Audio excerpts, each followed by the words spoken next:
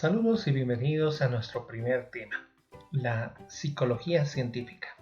En este encuentro vamos a procurar explicar el surgimiento de la psicología como ciencia, entender la diferencia entre el conocimiento y la ciencia y los procesos psíquicos que están inmersos en el desarrollo del conocimiento. Sin más preámbulos, empecemos.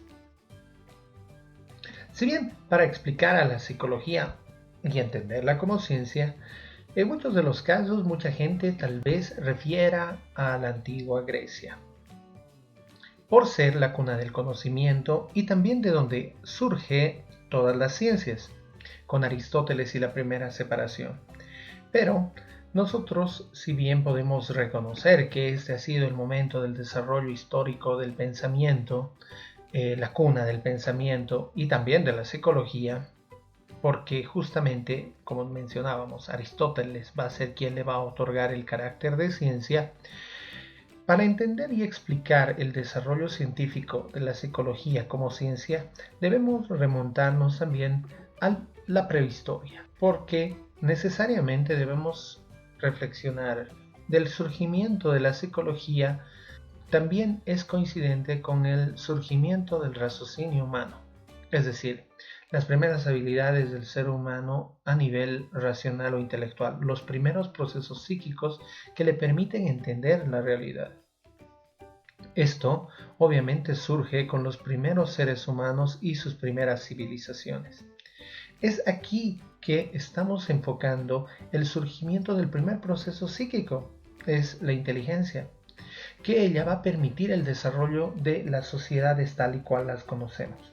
Entonces, el desarrollo de la psicología como ciencia tiene que iniciar necesariamente en la reflexión de los procesos mentales y la explicación de la realidad, es decir, entender de dónde surge el conocimiento y cómo éste va evolucionando.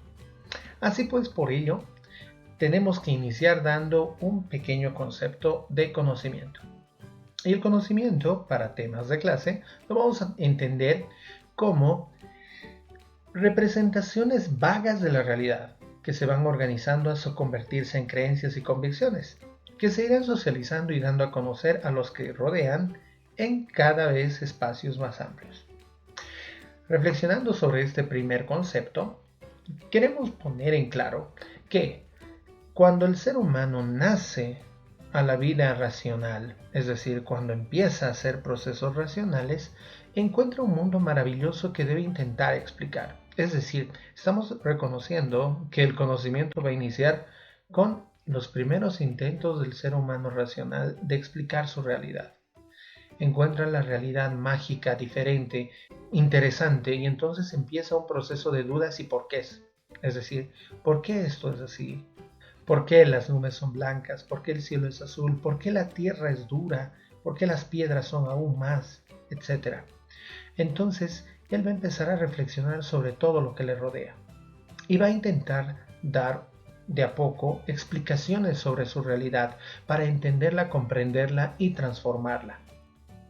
Este proceso obviamente ha tenido que ver con las necesidades básicas que tenía el ser humano.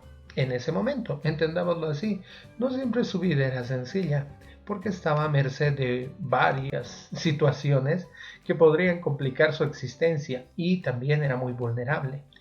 Por ende, incluso la alimentación, la caza, han sido prioridades, digamos, de estas nuevas sociedades.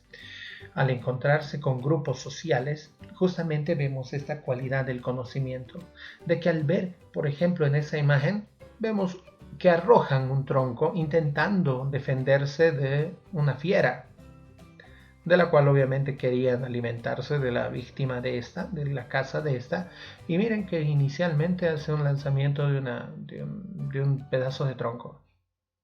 Entonces, aquí vemos, por ejemplo, una representación de la vida cotidiana en ese momento, es decir, de los problemas que enfrentaba para ello. Y también un ejemplo interesante del conocimiento, porque si vemos, hay posibilidades frente a una situación de ataque de escapar, de ocultarse, de mantener distancia o de enfrentar de alguna manera intentando lograr ahuyentar o dañar al predador para hacerse con el alimento. Entonces estos momentos han marcado precisamente el desarrollo del conocimiento, es decir, la necesidad de explicar la realidad y de transformarla ha sido lo que marca el desarrollo del conocimiento. Así pues, después vamos a ver el perfeccionamiento de esto. Si notamos, ya ese tronco que había sido lanzado ahora le han asignado una punta que permite ya hacer daño al adversario y con esto intentar defensa o ataque. Y el perfeccionamiento de esos recursos progresivamente a partir de el ensayo y el error, que es la primera base del conocimiento, y la experiencia misma ha sido la que ha logrado perfeccionar estos de a poco. Esto que mencionamos del ensayo y error y el conocimiento que surge de esta manera, es decir, el conocimiento que surge en base al ensayo y el error, se denomina conocimiento empírico.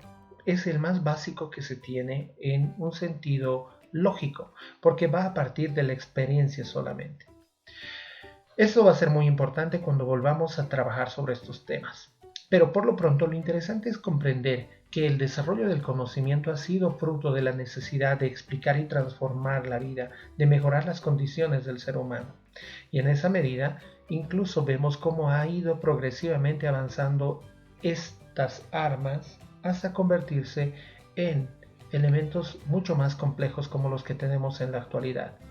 Estos conocimientos y el perfeccionamiento que mencionamos es obviamente el resultado de procesos sistemáticos, metódicos, que permiten hacer una explicación compleja de la realidad.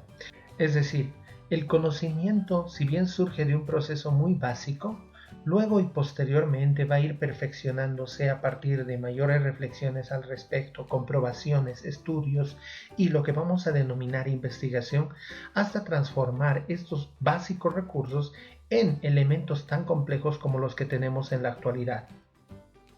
Todos los procesos han sufrido este desarrollo, es decir, todos los conocimientos han sufrido este desarrollo. Un conocimiento, por ejemplo, el uso del carbón o de la sangre de los animales para pintar en las paredes, hasta ahora tener lo que ustedes tienen entre sus manos como un lapicero, ha tenido que pasar por un proceso de perfeccionamiento de años y años e investigaciones y desarrollo tecnológico y científico que permite alcanzar esto. Es decir, aquí ya nos estamos acercando a otro concepto que es el concepto de ciencia. Y lo primero que tenemos que entender es que no todo conocimiento es ciencia, pero todo conocimiento tiene la posibilidad de convertirse en ciencia. La cualidad de la ciencia va a ser un conocimiento mucho más complejo, fruto de un trabajo estructurado, sistemático y metódico, el que permite desarrollar la credibilidad y el alcance. Es decir, la ciencia va a tener un carácter mucho más investigativo y obviamente una rigurosidad mayor que permita una mayor confiabilidad en la explicación de la realidad. En este punto debemos mencionar que la ciencia ya no es un conocimiento acabado y absoluto, que era uno de los criterios iniciales con los que se conocía el desarrollo científico. Vale decir, el hecho de pensar que la ciencia ya era un conocimiento acabado también ha tenido fluctuaciones en la actualidad con los nuevos paradigmas de pensamiento. ¿Qué quiere decir ello?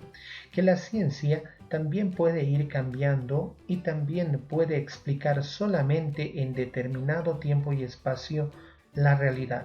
Es decir, cuando surge un nuevo conocimiento y también se va haciendo nuevas teorías y estudios al respecto, puede que la ciencia también cambie los conocimientos que tienen de la época o que se tienen en esa época.